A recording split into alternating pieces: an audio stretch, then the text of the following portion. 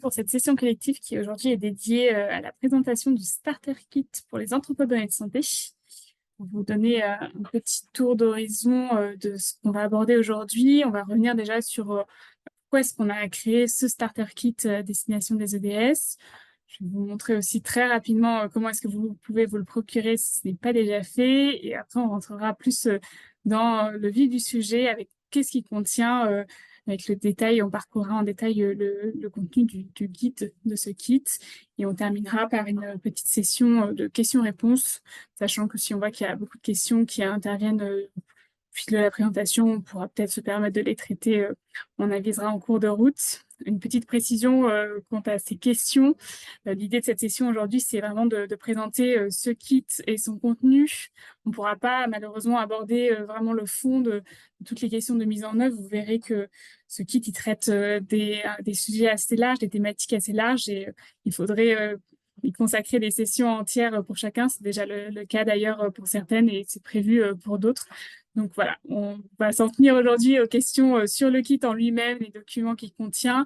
Et s'il y a des questions plus précises, on pourra les traiter plutôt dans un second temps. Je vous invite à nous les transmettre plus par mail par la suite. Voilà, on va pouvoir démarrer. Donc ce starter kit, il a été créé car on s'est rendu compte au fur et à mesure des années de travail du HDH sur le sujet des anthropodonnées de santé, des travaux également avec les partenaires institutionnels de l'écosystème, qu'il y avait pas mal de ressources qui étaient déjà existantes et qui pourraient être utiles au plus grand nombre. Donc l'idée, c'était de les réunir pour faciliter derrière les démarches de création d'un EDS pour tout porteur de projet. Donc, certains d'entre vous ont plus ou moins avancé dans la création de leur entrepôt de santé. Donc, l'idée, c'est vraiment de fournir à la base, pour partir de zéro, créer un EDS à partir de rien, mais il y a certains documents, certaines parties qui peuvent s'avérer également utiles à des porteurs de projets qui auront un peu plus avancé.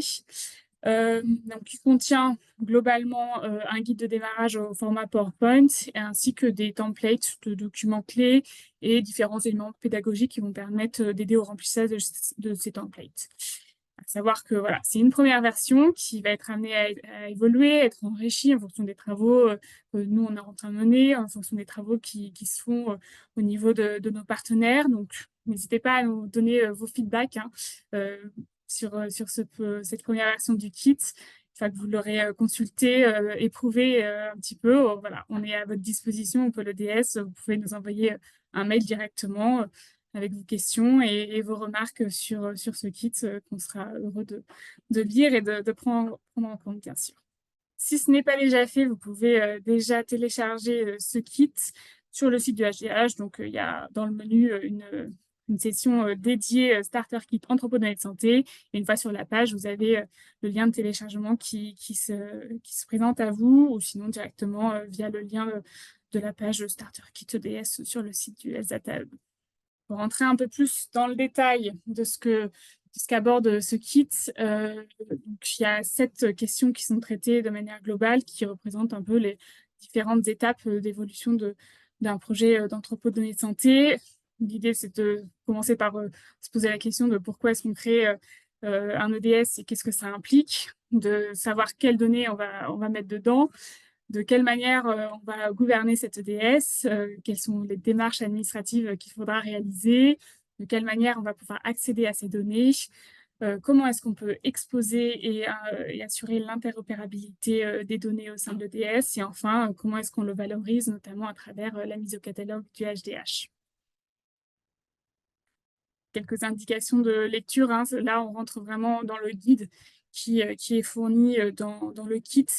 Globalement, il y a une mise en contexte pour les différentes étapes de cette création d'EDS et pour chacune, on a résumé un peu les tâches principales qu'il faut accomplir et ainsi que les documents associés à chacune des phases qu'on fournit. Alors, des fois, c'est des templates, des fois, certains templates sont adaptés aux particularités de l'EDS, d'autres sont en cours de création et vous seront fournis dans les mois à venir et d'autres sont plutôt disponibles sur demande parce que ce n'est pas forcément des documents qui intéressent le plus grand nombre et qui peuvent concerner seulement certains d'entre vous. Donc, on les met à votre disposition si vous le souhaitez. On commence par la première phase que j'évoquais tout à l'heure. Pourquoi est-ce qu'on crée un EDS et qu'est-ce que ça implique? Donc, il y a un petit rappel sur ce que permet de faire un EDS, donc la collecte et la mise à disposition de données qui peuvent être massives, qui proviennent de différentes sources. Et derrière, l'idée, c'est de pouvoir les réutiliser à des fins de recherche, d'évaluation, d'innovation. Alors, il faut savoir que ça mobilise énormément de ressources techniques, humaines, financières, pour d'une part construire l'EDS dans un premier temps, mais aussi assurer son fonctionnement pérenne. Et ça répond à pas mal d'exigences également, et c'est encadré par la loi informatique et liberté, mais aussi par le RGPD. C'est la création d'EDS va mobiliser un large champ d'expertise différentes. On cite dans cette slide notamment l'expertise technique, administrative, juridique, médicale, éthique, méthodologique. Donc, la création de cette équipe va nécessiter pas mal de réflexion sur son dimensionnement pour identifier les ressources qui pourraient manquer au sein de votre organisation et éventuellement envisager de faire appel à une sous-traitance ou bien de mutualiser avec avec des établissements et organismes partenaires de l'écosystème. Pour répondre à cette phase-là, on vous propose de jeter un œil à la formation qui a été assurée par la direction citoyenne du HDH. C'est une formation globale qui permet de s'acculturer aux entrepôts de données de santé. C'est destiné au grand public et il y a une partie de cette formation qui est dédiée en particulier aux humains derrière les entrepôts de données de santé. Donc, n'hésitez pas à aller la consulter et à la fournir aussi à toute personne dans votre entourage qui pourrait avoir besoin d'apprendre ce que c'est vraiment les bases d'un entrepôt et comment ça fonctionne. L'EDS, il y a un investissement financier aussi qui vient avec ce projet de création. Donc, il va vous falloir aborder toutes les étapes liées à la budgétisation et à la pérennisation de ce budget, de ce financement. Pour vous y aider, on fournit dans le kit une maquette d'estimation des coûts d'un EDS et également la note de financement pérenne des EDS. C'est une note qui a été créée à la suite des premiers échanges du groupe de travail dédié du comité stratégique de données de santé. Donc, voilà, ça reprend des éléments globaux et ça se base sur des exemples qu'on peut voir sur la slide. Par exemple, pour les phases de cadrage, de build, de run, on envisage environ 2 millions annuels pour le déploiement d'un ETS sur 5 ans et 3 millions pour la phase de run.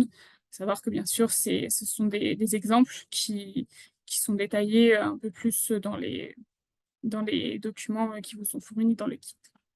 Bien sûr, la création d'un EDS, ça implique tout un pan technique et notamment une architecture qui va s'articuler autour de 3 éléments, le traitement de la donnée, son stockage et son exposition.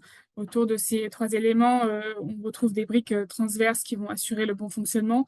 Donc, pour ça, il faut bien réfléchir comme tout projet d'informatique, bien anticiper les différentes phases, identifier les solutions techniques, formaliser différents dossiers et bien sûr contractualiser avec des potentiels partenaires qui pourraient assurer certains développements.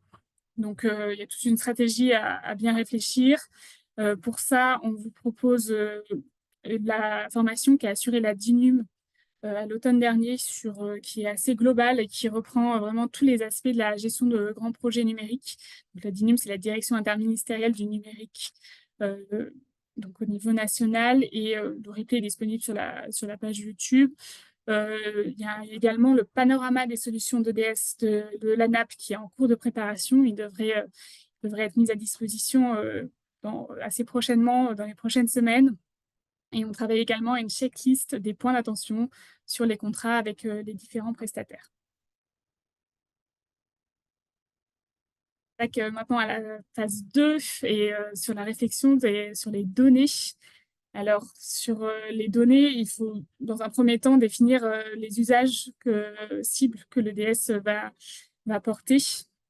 Et à partir de cette définition d'usage, l'idée, c'est d'en déduire les sources de données qui vont être pertinentes à intégrer au sein de l'EDS, déterminer derrière toute une stratégie de collecte, déterminer tous les processus de standardisation et de mise en qualité de la donnée. Et enfin, cartographier aussi tous ces flux de données, ce que ça implique.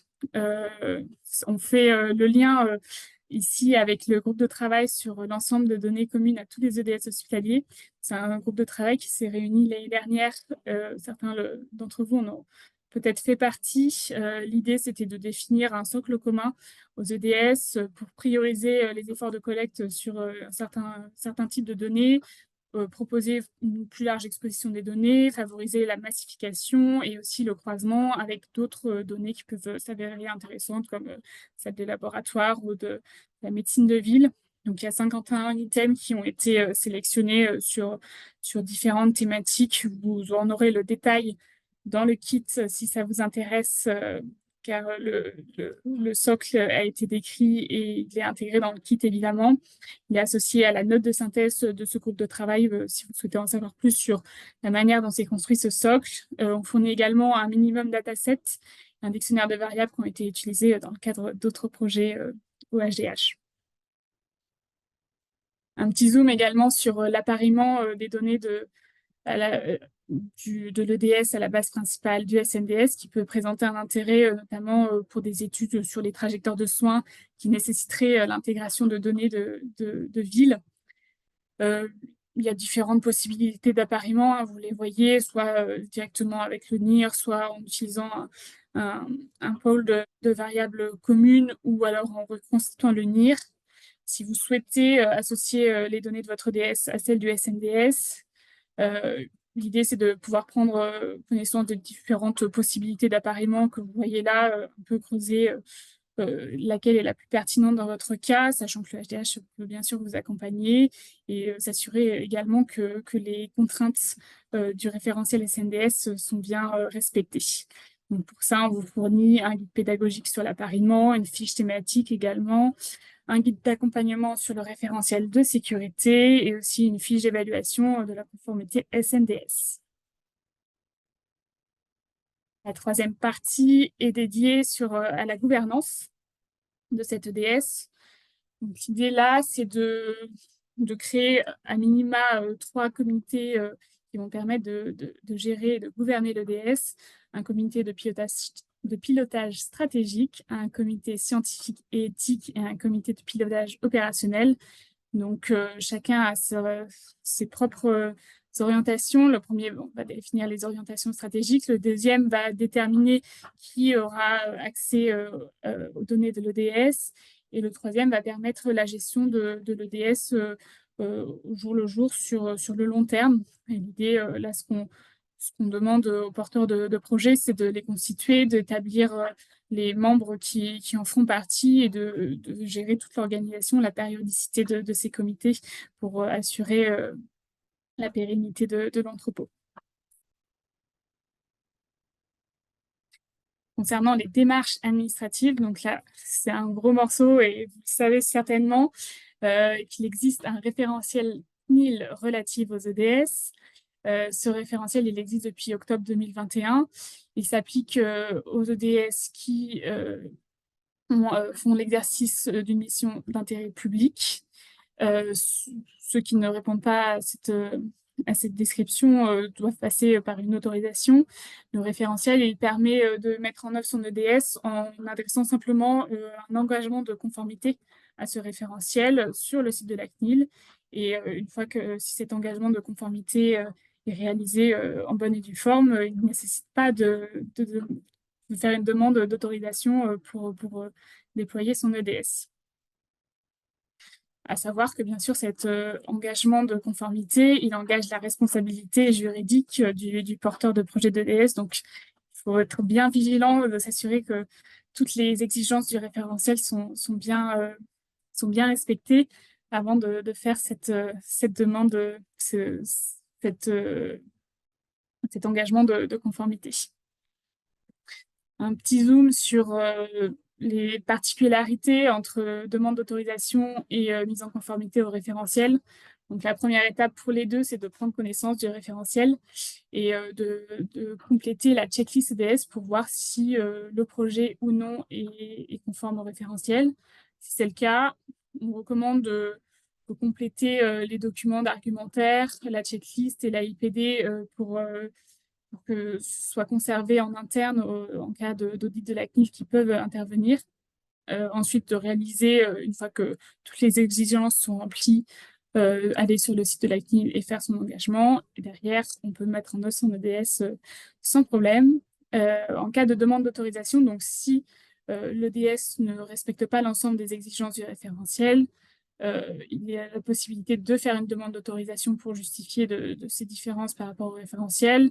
Là, le dossier est un peu plus chargé, on va dire. Donc, il y a toujours l'argumentaire, la IPD, la checklist et le formulaire de demande d'autorisation.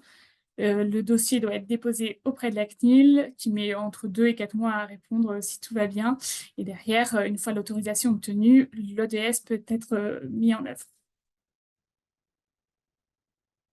Résumé, les questions qu'il y a à se poser pour la constitution d'un dossier CNIL, c'est en premier lieu, est-ce que je dois recouvrir un engagement de conformité ou bien une demande d'autorisation? Ensuite, qu'est-ce que mon argumentaire doit contenir? Et enfin, quelles sont les exigences de sécurité liées à ce référentiel CNIL?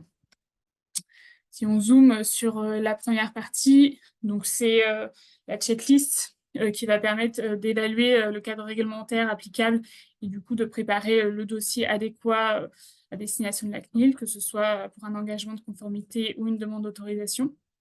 Donc attention, il faut avoir en tête que quand même la demande d'autorisation, c'est assez chronophage et ça demande pas mal d'investissement, une bonne documentation, pas mal de clarté et de rigueur. Pour vous aider dans ces tâches, on propose une checklist EDS de la CNIL amendée par le HDH. Également, on vous fournit le formulaire de demande d'autorisation, un format modifiable et on fournit également un support d'atelier de présentation des références CNIL et de la checklist EDS. Il faut avoir en tête que certains EDS ne sont pas visés par le référentiel et devront donc faire une demande d'autorisation systématiquement. Il y a 3 cas qu'on a répertoriés ici. Dans le cas où l'EDS est appareillé avec la base principale du SNDS, lorsqu'il y a des données nominatives dans l'EDS, et enfin, si c'est mis en œuvre par une société privée. La partie, là, on fait un petit zoom sur les parties prenantes au sens RGPD, donc notamment le responsable de traitement qui va être chargé de déterminer les finalités, les moyens de traitement, aussi de mettre en œuvre la gouvernance, et c'est lui qui porte les formalités auprès de la CNIL. Sachez qu'il peut arriver qu'il peut y avoir plusieurs responsables de traitement pour un EDS, et dans ce cas-là, il faut rédiger un accord qui définit les responsabilités de chacun. On vous fournit un plan d'accord de responsabilité conjointe pour vous aider dans ces démarches si c'est votre cas. Il y a également un petit paragraphe sur la notion de sous-traitant. Voilà, pour vous rappeler que bien sûr, les obligations concernant vu qu'il y a des données personnelles, doivent figurer dans un contrat spécifique qui réunit tout un tas de critères que vous pouvez retrouver ici.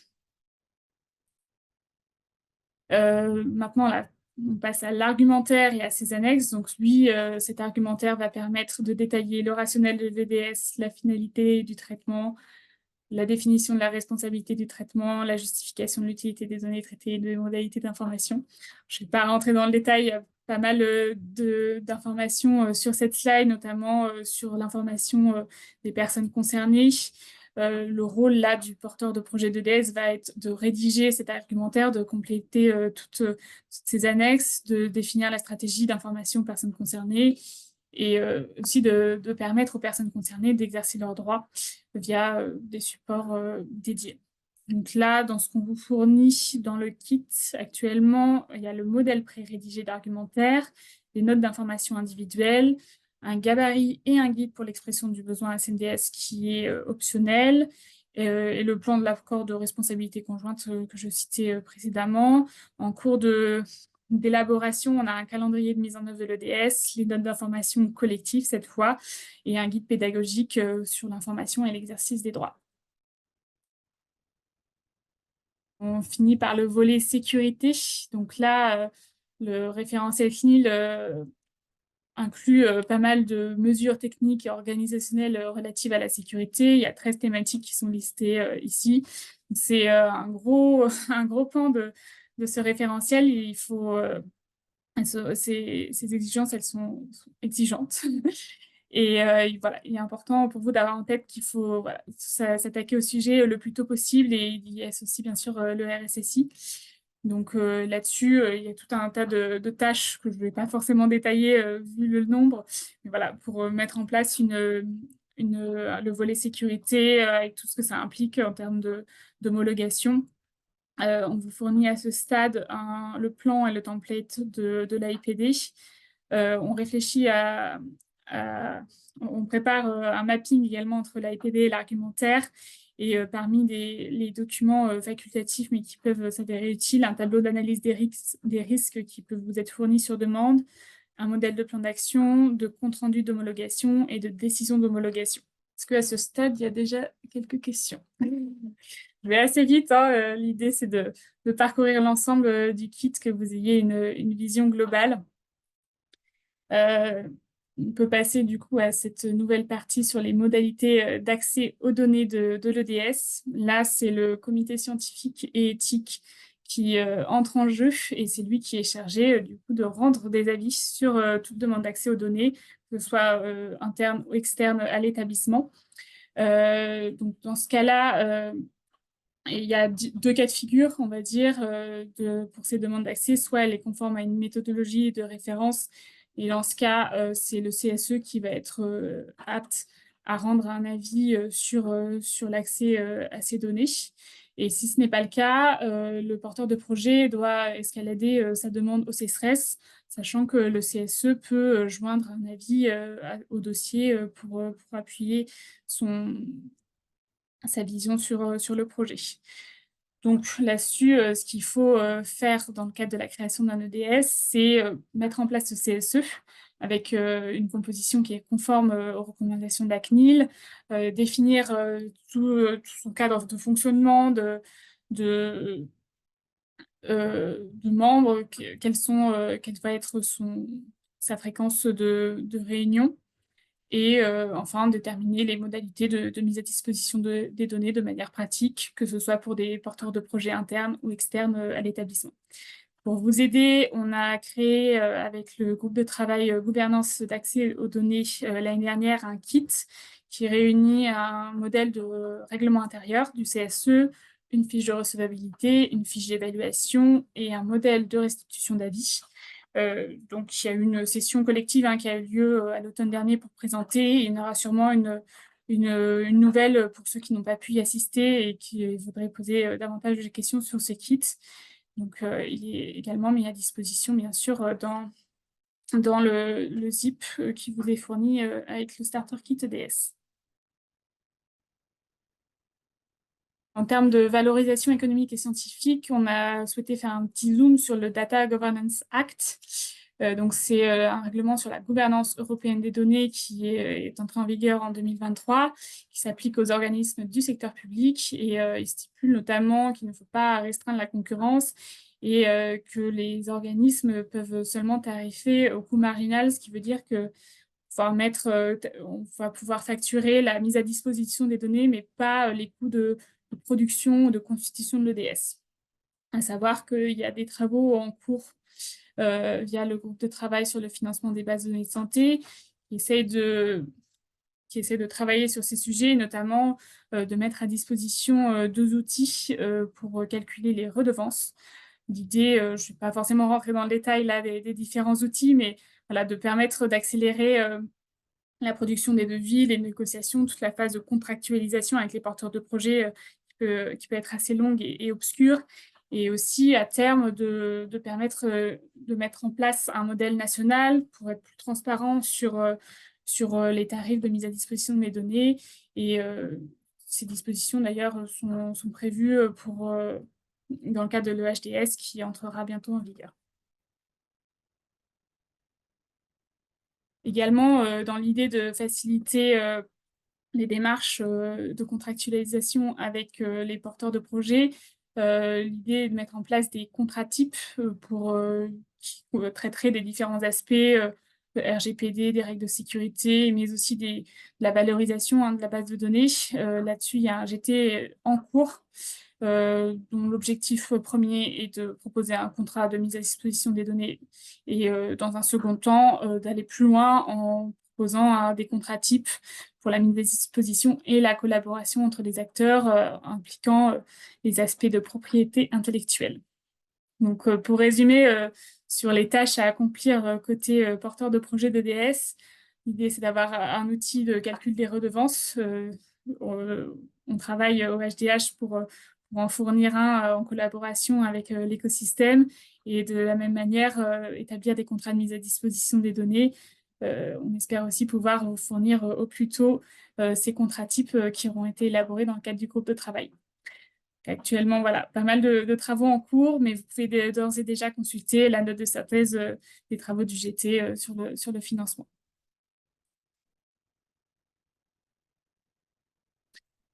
La suite, c'est comment assurer l'exposition et l'interopérabilité des données de mon EDS.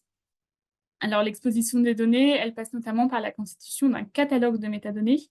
Vous le savez sûrement, mais le catalogue, il va permettre de décrire les variables et les tables qui composent une base et elle permet ainsi à un utilisateur potentiel des données d'évaluer en autonomie l'intérêt des données qui sont contenues dans votre base pour son propre projet et voir si ça vaut la peine de faire une demande d'accès à la base.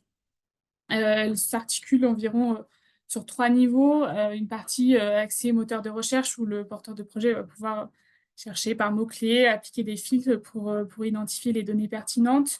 Il va pouvoir également utiliser des informations au niveau des bases, donc les liens entre les tables et variables, description sémantique, tout ce qui est format, typage et également des statistiques de qualité. Et aussi des informations au niveau des tables et des variables, donc des choses assez d'ordre général, des protocoles scientifiques, la règle d'accès aux données et le protocole de collecte. Là, dans les étapes à mener, on va bientôt proposer au HDH un catalogue en marque blanche qui sera mis à disposition de l'écosystème si vous souhaitez l'utiliser. Et il y a aussi la possibilité de renseigner directement les informations au sein du catalogue de métadonnées du HDH. Donc, selon le choix, l'étape suivante, ce sera de renseigner ces métadonnées et de prendre des mesures pour assurer l'interopérabilité de l'outil avec le ZTE. Donc ça, c'est quelque chose qui est encore en cours de travail, hein, qui devrait arriver dans les prochains mois. Et l'idée, voilà, ce sera de vous fournir une présentation du catalogue de métadonnées, de faire un atelier de déploiement du catalogue et de vous fournir également un guide de déploiement et d'utilisation de ce catalogue de métadonnées. Un autre point important hein, de la valorisation des données, c'est le choix de modèles standards pour assurer leur interopérabilité. Et donc, ce modèle standard, il y en a plusieurs au niveau international qui existent. Il va également inclure l'utilisation de nomenclature. Il y a différents types de standardisation, la standardisation syntaxique, sémantique. À savoir que actuellement, il y a un GT lié à la standardisation qui est mené. Il est dédié à la standardisation du socle commun que j'ai évoqué tout à l'heure. L'idée, voilà, c'est pour chaque item du socle de fournir des éléments de standardisation pour que ce socle puisse être partagé au niveau national et puisse être interopérable, peu importe sa provenance, et qu'on puisse comparer les informations qu'il contient. À savoir que c'est les standards qui seront définis dans le cadre de ce GT n'ont pas vocation à imposer des standards au sein des EDS. Ça, c'est un choix qui vous revient entièrement. C'est un choix qui doit se faire en fonction des spécificités et des besoins de votre entrepôt. Donc, ça va être la première étape en termes de standardisation. Ça va être de choisir les modèles qui vous conviennent le mieux.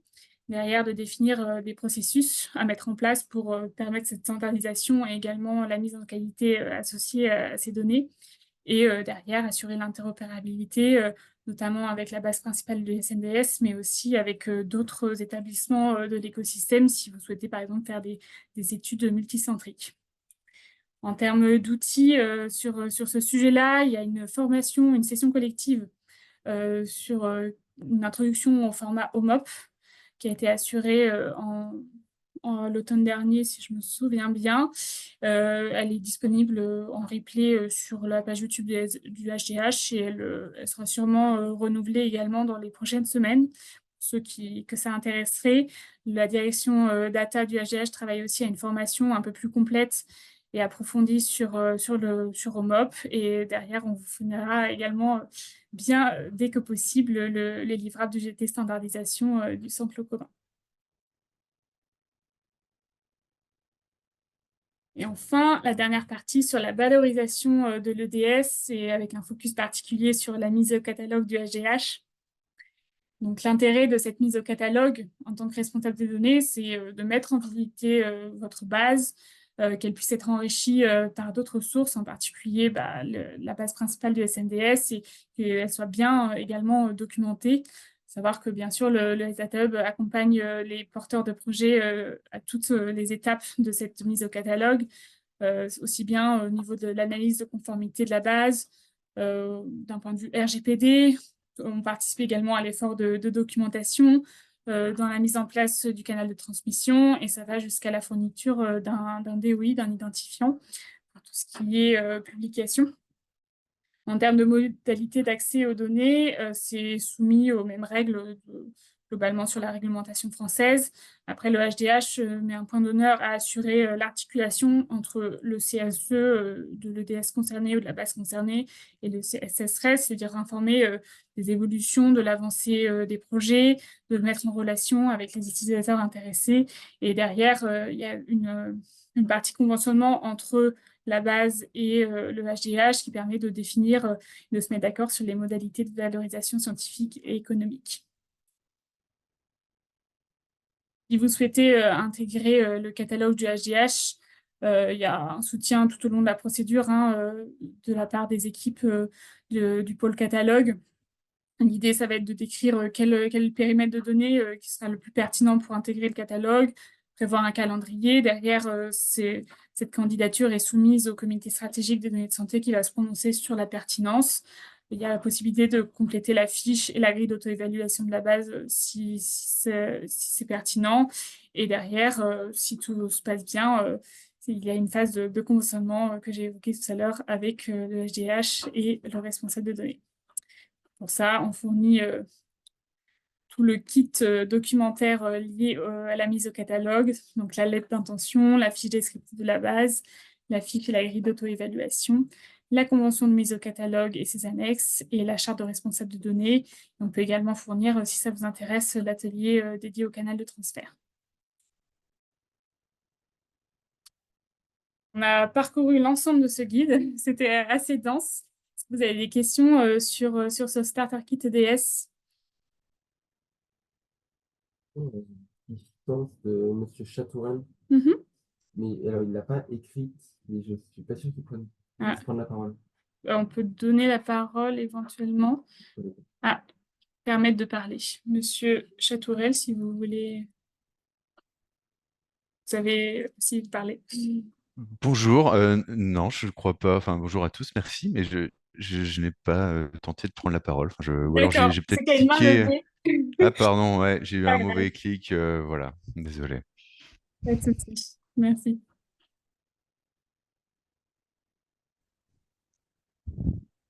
N'hésitez pas si vous avez des questions. Il y a l'outil de questions-réponses qui vous permet de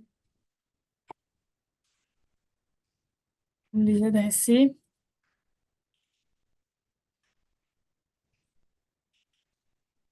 Bien sûr, s'il n'y a pas de questions dans les médias, vous n'avez peut-être pas eu le temps de prendre connaissance en détail des documents, tout ça.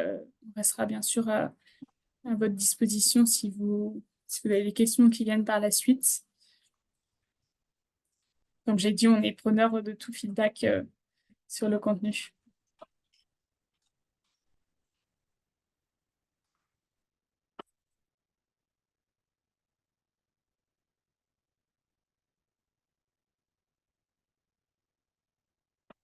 C'est encore quelques minutes de réflexion si besoin.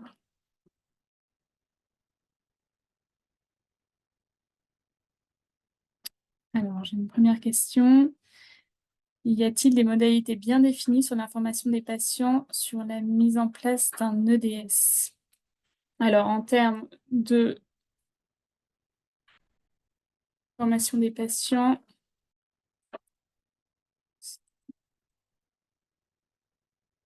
Ça va être plutôt au niveau des exigences du référentiel CNIL.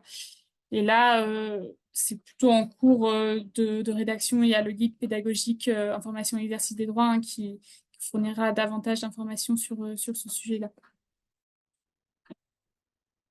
Là, à l'heure actuelle, on est plus... vous avez les notes d'information individuelles qui vont vous permettre déjà de donner quelques pistes pour la définition de la stratégie d'information, mais c'est encore en cours de travail par les équipes. Il n'y a pas d'autres questions. Voilà, je vous propose de prendre connaissance en prenant votre temps de ce kit, d'utiliser les choses qui vous paraîtront utiles, de nous faire des retours sur les éléments que vous estimez encore perfectible, on va dire. Et voilà, cette session sera disponible sur la page YouTube du HDH. Je vous transmettrai également le support, sachant que la grande partie de ce support, c'est le guide qui est déjà présent dans le kit. Voilà, je vous remercie à tous pour votre attention et je vous dis à très bientôt. Ah, je vois qu'il y a une dernière question. À quelle adresse? L'adresse, c'est anaïs.salzac@health-data-hub.fr. C'est l'adresse du HDH. Normalement, si vous avez reçu le mail d'invitation de ma part... J'ai écrit votre adresse. Bon, super. Merci à tous. Je vous souhaite une très bonne après-midi. Au revoir.